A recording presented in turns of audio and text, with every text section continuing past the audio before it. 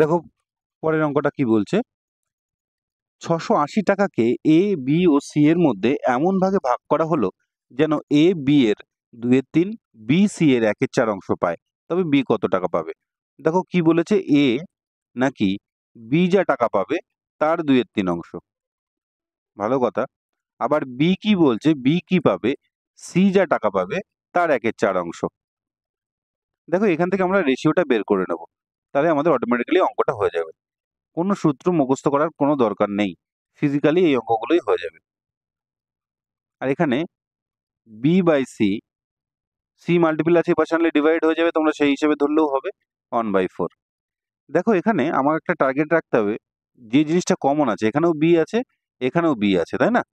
তাহলে এই বি এর ভ্যালু কত দেখাচ্ছে 3, আর এই বি এর ভ্যালু কত 1।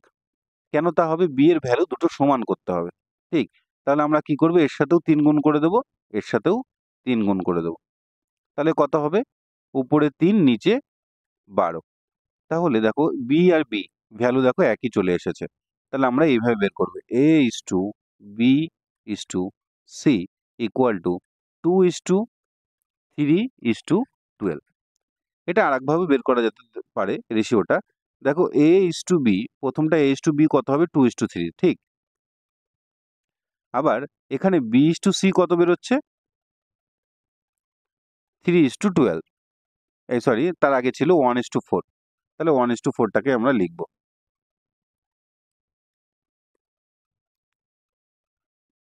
One is to four.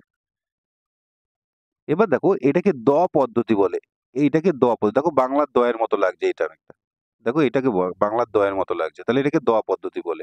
মানে এ বি গুণ করব, মানে 2 1 2 ইস টু কোনাকুনি গুণ করব, 3 1 3 ইস টু 3 4 12, মানে এবিসি এর অনুপাত এভাবেও বের করা যেতে পারে।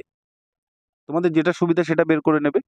এবার আমার বি এর ভ্যালু চেয়েছে, সবার মান বের করব না, বি এর ভ্যালু কি করে ফ্র্যাকশনে বের করব, বি এর যে মানটা থাকবে সেটা লিখবো, আর এই যে আনুপাতিক যোগফল করে দেবো, মানে এই তিনটে যোগ করে দেবো, 3 আর 2 5 আর 12 17, এটাই আনুপাতিক যোগফল, যে অনুপাতগুলো হবে তাদের যোগ করে দেবো।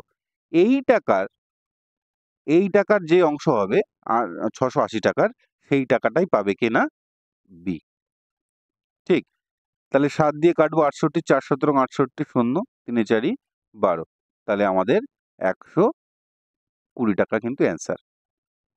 আশা করি বোঝাতে পেরেছি। Thank you.